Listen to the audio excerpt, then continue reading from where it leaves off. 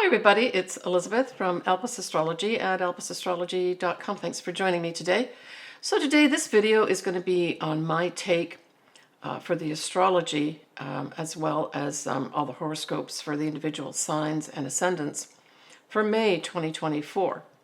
Now the big star of May, as far as I can see, at least one of the bigger stars, is going to be the planet Mars. And why is that?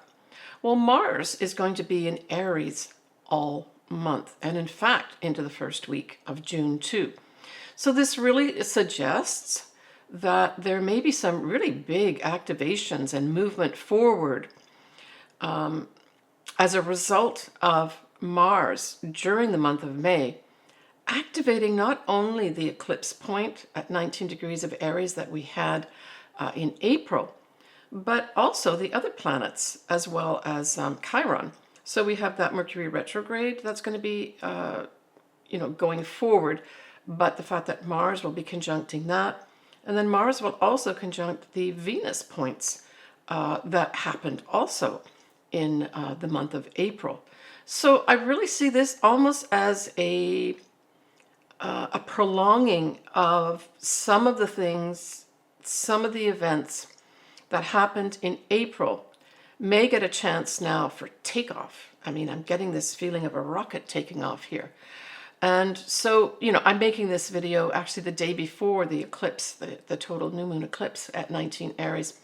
So I've not seen, obviously, when I make this video, what happened that day, which will be tomorrow. So I just really see this as a big activation month. So for those folks that maybe had some things happen, but for some reason the actual action of moving forward with something was kind of held back, it wasn't clear.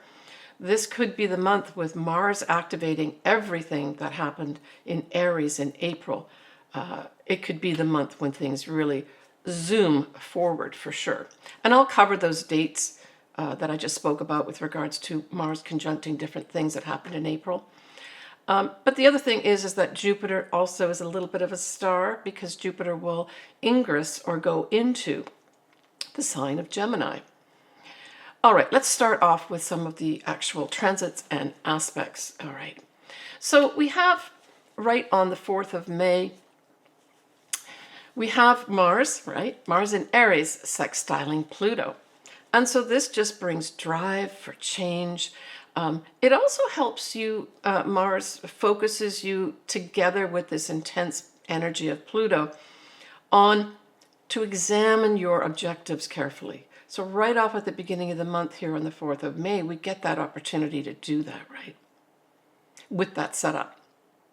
Now the next day on the 5th of May, we have Mercury now going direct, conjuncting 19 degrees of Aries, which of course was the eclipse point. So this is probably a significant day for many people that really saw some change, new starts, but something was holding them back. Either they were holding back or some circumstance was holding them back, probably something to do with a communication of some sort. And for others, this could be some sort of writing project. This now has the opportunity to move forward, even though technically Mercury is not out of shadow. I'm coming up to that soon. It still conjuncts that point. So and it is direct. So I would say earmark that 5th of May. If you've been waiting for some communication, maybe an email to give you this new start, maybe that phone call, maybe just some circumstance that had to shift, that didn't shift in April. This brings in positive messages for sure for the new start. And I see this as a visual of, runners at the starting line and then that gun going off to say start, right? And then everyone running. It's that kind of image I'm getting here. Off to a running start, right? Now, the first lunation we have is going to be a new moon in Taurus, and that's going to be at 18 Taurus and 2 minutes. It'll be on the 7th of May at 8:22 p.m. Pacific Daylight Time. And it does have it's at 18 degrees, it has a wide conjunction with Uranus and Jupiter to some extent, but it's still a number of degrees away from that. But both those planets, Jupiter as well as Uranus, are also in Taurus. And they're accompanied by Venus at 10 degrees of Taurus. So Venus does not conjunct this moon, but it's in the sign, and Venus is in its home sign, right, of Taurus.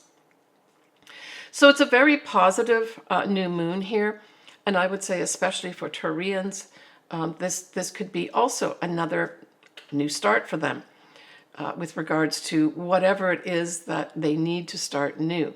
So we're really looking at the degree point here of around 18 of Taurus. I sometimes take a degree or so on either side of the 18 degrees to have anything significant happen. But if you do have your birthday around this time, the 7th of May, that whole effect is going to be for your whole birthday year in terms of newness, right? But generally speaking, this is the Taurian new moon. So happy new moon birthday to all my Taurian clients as well as viewers.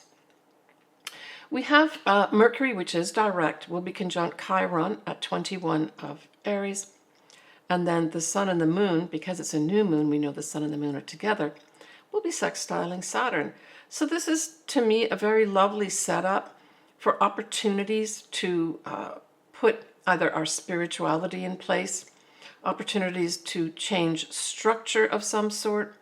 And for some people, it may actually be, because Taurus can refer to, certainly, the master builder refers to, building structures, right? And so with that influence of Taurus here and Saturn favorably by sextile, some people may literally be building their homes, or metaphorically building a new home situation, right? And so I see this as a really positive new moon, generally speaking. With Mercury conjunct Chiron, there may be some news with regards to our health, positive news with regards to our health, that helps us make some kind of new start. Maybe we'll finally get some actual real research regarding maybe safety of the vaccines, or just general understanding of long-term effects of that whole COVID situation that we've had. So when we move now to the 12th, 13th of May, we have the sun in Taurus will be conjuncting that degree point that both Jupiter and Uranus conjuncted, right? So that's around 21, 22 degrees of Taurus in April, on the 20th of April. So the sun coming up in over these degree points is going to also, I would say, illuminate something for you with regards to freedom, change, that type of thing. And again, with Jupiter, of course, we always talk about, foreign people, foreign things. It's the law as well. But, when the sun brings that big illumination to that, there's going to be some better understanding of what was really going on, or what really happened, right? And the sun also can represent a male figure. And so if we take this out to the collective, there may be some really big spotlight put on a male figure that we can take back to around the 20th or 21st of April of some big event that happened, right? But we could also say that for us individually, if you've got this set up, so we're looking at 21, 22 degrees of Taurus, just take care with regards to, putting yourself in situations where you could potentially have an accident, because this can make you accident prone as well. So just take care with what you're driving, anything that you're doing around your home or work. Don't take risks, that type of thing. But certainly this day is going to have, if you've got this degree point aspected for you, really wanting to seek change and freedom, right? And Jupiter on top of that, really saying and expanding that feeling. And then the sun on top, illuminating it. And that same day, on the 13th of May, we are also going to have Mercury coming out of shadow. It's the 13th, 14th of May, depending where you are. And so, yippee, we now have that whole Mercury effect of the shadow and the retrograde itself completely done and dusted, which is great.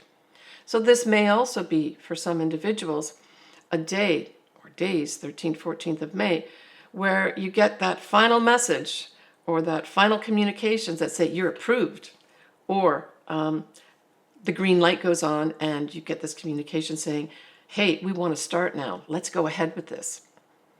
It can also be for others writing projects, Mercury can represent that as well. And also Mercury represents sales and commerce as well. So all these areas may successfully start moving forward here. When we look at the 17th and 18th, we have Venus now is going to be conjunct Jupiter, Uranus in Taurus at 21, 22 degrees of Taurus. And so here's another activation of what? An initial event that happened on the 20th of April. Now, I would say that Venus here is going to bring a spotlight potentially to finances. I'm getting that more. Now, in the US, it might be that the Fed, there's some rumblings with the Fed. My understanding is that's probably more likely in June, but there may be something that comes up at this time that's a surprise with regards to monies. Now I'm talking about a collective level. But certainly if you've got this aspecting, so 21, 22 degrees of Taurus, with Venus on top of that and Jupiter and Uranus aspected, you could get some unexpected money coming your way. I mean, Venus also can represent love. So again, individually, some folks may unexpectedly fall in love that day or days, 17th, 18th, right? When we go the next day, we're looking at the 19th of May. This may be a significant time in terms of real action. And that is because Mars will conjunct the north nodes at about 14 degrees of Aries. And certainly, our collective destiny could be activated here. Now, this can also bring up things like aggression. This is Aries we're talking about here, and Mars, of course, rules Aries. So very comfortable here and has power. So there could be some powerful thing that happens here with regards to our collective destiny path and new ways of moving forward, right?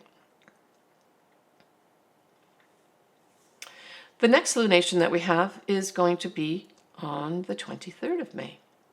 And it's a full moon in Sagittarius. So it's a full moon at 2 Sagittarius, 55 minutes. So it's almost at 3 degrees.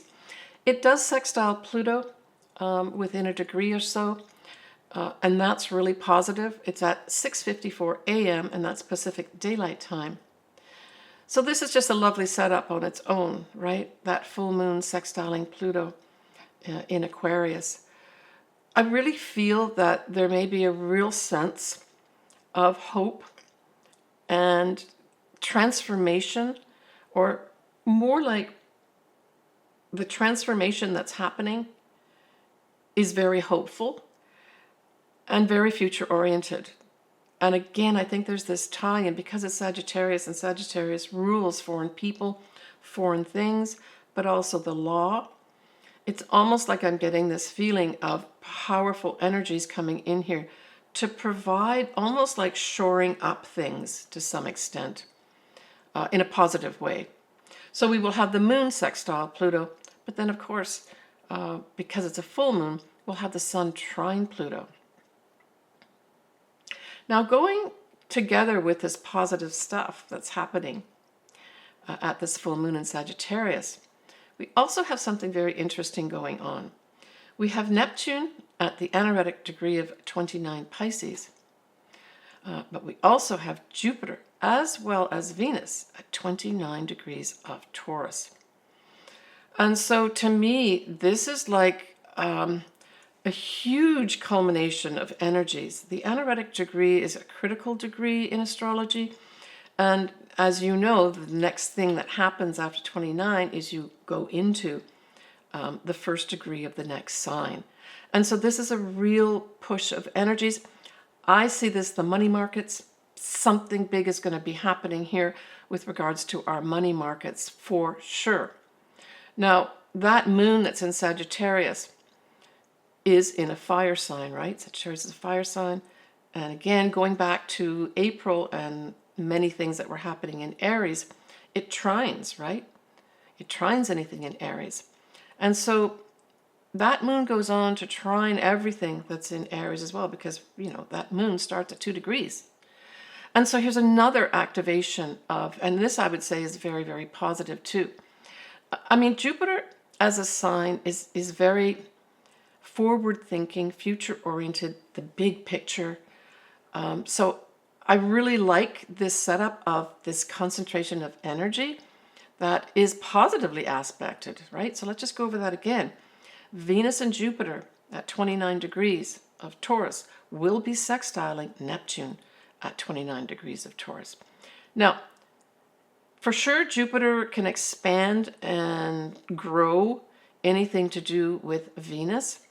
And Venus, like I said, is money markets potentially could grow here very positively. We could also have individually people falling in love or having the opportunity to fall in love. But it also can rule our values too. So for others that have this aspect, 29 degrees, your value you may attract in great value for yourself. Now, the other thing about Neptune is it can rule, you know, the waters. It also can rule, you know, the ethers and vapors, that sort of thing. Drugs, alcohol as well. So something like this could also, you know, be brought up, especially if we look at, you know, the day after this full moon on the 24th, we will have that moon at 18 degrees of Sagittarius, square Saturn at 18 degrees of Pisces. So to me, this says that there may be some, on an individual level especially, some difficulties with things like water. Literally, water comes to a standstill for some reason. It also can bring an individual level, a foreign connection, people dealing with aspects of anything to do with that Pisces sort of realm of, you know, drugs, alcohol, that type of thing. But water could come into the picture here again too, and not in such a positive way. It's like maybe we're going to go back to something big happening in the Red Sea area again, because it's a Sagittarius moon and that's foreign people, foreign things, right? Yeah. So that's on the 24th. We've got that square of the moon moving forward in Sagittarius, squaring Saturn. On the 26th, now this is a date to mark on your calendar. We have Mars, still in Aries, conjunct that degree point of 19 degrees of Aries, where we had that total new moon eclipse in April. So this also will be, again, this activation of some sort, the potential to move forward with all those new things that you want to do, the potential to move forward with maybe a new version of yourself, where you take the reins and say, I'm going on this path now. I guess the only caution would be, you know, respect others around you, and, you know, you can be assertive about what you want, but take care, of course, of other people's opinions and feelings as well, right? Now, that same day on the 26th, we're going to have Jupiter now at 0 degrees of Gemini. I think that's awesome too. Venus will trine Pluto at 2 degrees, followed by Jupiter trining Pluto at 1 degree, right? Because we've got Pluto going retrograde. So I would say that that 26th is certainly a day to mark on your calendar for some shifts, some like real shifts. Okay, it's finally happened. All the preparation that I've done, all the things that I've set in place here are now going to move forward. Jupiter in Gemini, I did do a video on this. I'll put the link here below. But Jupiter in Gemini can certainly bring a big focus on expanding just communications on its own. Writing can expand. Jupiter also can rule the law. So I see it going into Gemini where the law working together with other people, that's also Gemini working with others, right? To publish or make known different things to do with the law. So we may have some big things that happen around the law at this time on a collective level too, where we hear a lot more about it and a lot more movement forward with it, right? And then the Venus trining Pluto, followed by Jupiter trining Pluto, is also awesome. Good news about money. Good news about foreign things, and Jupiter again can be the law too. And if this is something that aspects your chart, some folks may actually be getting the opportunity to publish some kind of writing project. In fact, there may be something, in the press about some significant tome of some sort that is published that's significant for us to read. That may come up here too, by the way. All right, the 29th and 30th of April, we have that Mercury will be conjunct Jupiter and Uranus at 21, 22 degrees. We already know what that means. That goes back to April too. So there may be some significant communication of some sort that comes through 29th, 30th of April. That's going to be very important for some kind of shakeup. Now, the shakeup could be happening again in our money systems, right? Because we're talking about this happening here in Taurus, right? Mercury conjunct Jupiter and Uranus and Taurus. So this could be news about that. If you've got this in your personal chart, this could just be good news that you've been waiting for that changes everything for you in a positive way. So we end on the 31st with Jupiter trining Pluto at 1 degree. And I see this really as a time period of wrapping up this month of May, where for some, you're going to have professional success, right? There may be some kind of communications to do with sales and commerce, and also taking calculated risks. That trine that involves Gemini and Aquarius also can be some big transformation with regards to anything to do with, say, our social media. Now, it's a trine, so it's positive, so there may be some new introduction of something that helps transform the way we communicate on social media. Yeah, let me just see about that. Yeah, I mean, Jupiter on its own is anything to do with the law, publishing, higher education, travel as well. And then the trine is positive energy, generally speaking. And of course, Pluto talks about transformation. It also speaks to truth as well, powerful people. So there may be some very powerful speeches at this time too, towards the end of May, that are very transformational. And at an individual level, if you've got these degree points, we're talking about 1 degree or so of Gemini and 1 degree of Aquarius, and you have to make some kind of presentation or appeal to a number of people or a group, this could be great success for you towards the end of May. I just wanted to mention that my lovely, loyal, kind, wonderful just dog, Sasha, is no longer with us.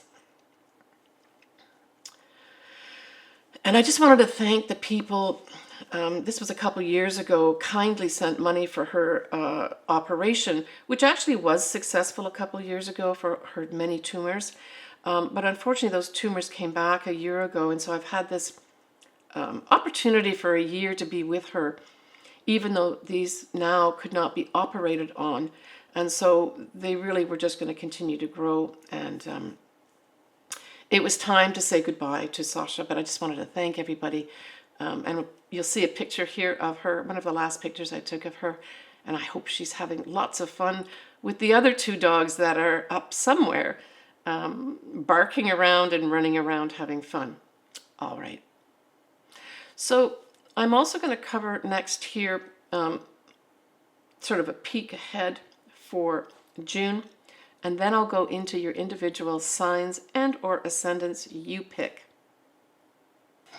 So when we have this little June peek at the astrology, you can look forward to in June a new moon in Gemini.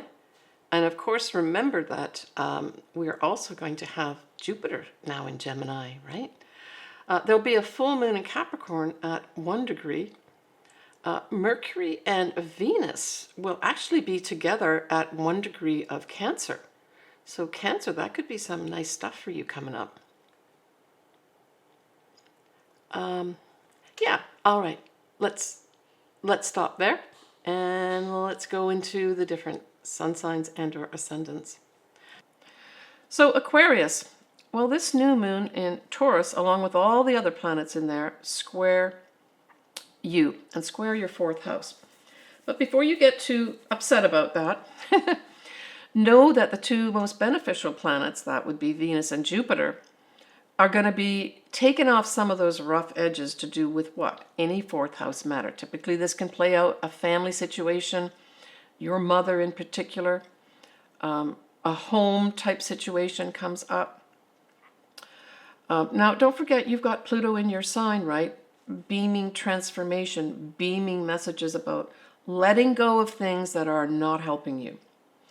So although this may be a square new moon, I would say that certainly anything to do with your home or your family, you just may have to look at it differently. Squares really ask you to think outside the box, thinking outside the box with regards to your family, your mother, your home. Maybe there's something coming up here where you've got to accommodate a family member or your mother in your home, and you're looking at it as this big challenge. But hey, you've got Jupiter and Venus in there too, aiding you in taking off rough edges. In particular, females could be a benefit to you. If you need someone to help you out with this problem, leverage that. So there's some really positive things here for you too with this new moon, even though it's a square. Put the effort into it, work with others, and it should work out okay. I mean, for others, it could just be, you're trying to get a home. You're trying to purchase a home. And it's becoming, with Taurus, it's too much money, or you can't find the money. Look, with the Jupiter and Venus there beaming around positive energy, there's a possibility of something like a real estate agent or someone associated with that, maybe even a lawyer, that can help you out. Don't lose faith. The full moon, nicely in Sagittarius, sextiles you. And don't forget that sextile also sextiles the Pluto that is in Aquarius, your sign. And so this is, I think, a very positive full moon for Aquarius. It is going to be aspecting your 11th house. So this could be opportunities for you being given to you via friends or the groups that you belong to. If you have your own business, Aquarius, this could equate for you to leverage more money coming into you, probably through social media of any sort. So this would be an opportunity for you maybe to take a look at those things. See what is going to come up for you at this full moon in Sagittarius, because it's really emphasizing some aspect of your future. I mean, both Sagittarius and Aquarius kind of view the future in a way. Aquarius tends to be more humanitarian, scientific breakthroughs.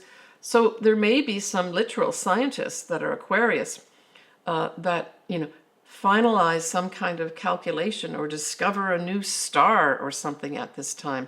And it's a big deal, right? And that 11th house could aspect, you being recognized for maybe something scientific that you've done, some big breakthrough. But it can also be humanitarian related too at this time. Yeah. It's positive opportunities for you. Leverage your friends, I would say, because your friends may come in here with some ideas for you that could change your life for the positive. All right. Take care, Aquarius. So Pisces. Well, you've got that new moon in Taurus that favorably sextiles your sign. and it aspects the third house. All right, folks, so that's it for me for this month. As I mentioned, that whole Mars in Aries will be activating all the things that happened in Aries in April in a positive way, right? Initiating them forward with action and momentum. So I love hearing from everybody. If you've got any comments, please put them below. I love doing charts. I love talking astrology. So for anybody that would like to have their chart done, all my contact info and how you do it is below. Just go to my services and pick out what you want. I'm wishing everybody a very happy May. It's a time, certainly in the Northern Hemisphere, where we've got all the flowers coming up, peeking through. And really bringing, I feel this month of May, I feel the word joy is a word that I think pertains to it overall. So have a joyous month. Enjoy everything happening around you. Beautiful energy in the spring energy for us here in the Northern Hemisphere. Take care of yourself, sending everyone lots of love. Bye for now. Hi everyone, it's Elizabeth here from Alpus Astrology. I'd like just to give you a little more detail about what I do with regards to the services I can offer you. Certainly I suggest that if you've not had your chart ever done, this would be a good time to do it.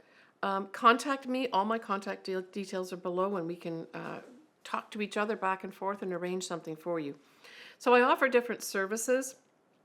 I offer a full astrology report for two of my services. One is where I look at both your natal chart and your progress chart in detail. I accompany that with a physical chart, as well as your charts that I'm looking at for that year. I do what's called a transit chart, which really involves your progressed chart for that year in combination with your natal chart. I give you a report for that as well. Typically, I'd be updating an existing report for you. I have a lot of clients that come back to me yearly. And then the other service that I offer is a combination of taking a quick look at the astrology. Typically would be a year or 2 year, what stands out for me, looking at that, and then adding in at the end a tarot card reading to accompany it. I record that and send that to you pre-recorded. So that's not a live session. The other two that I do are live session. And then I offer obviously custom. I do a lot of picking marriage dates, compatibility. I typically use what are called Davison charts or synastry as well, where I can combine two charts to see how do these two charts of these people work together.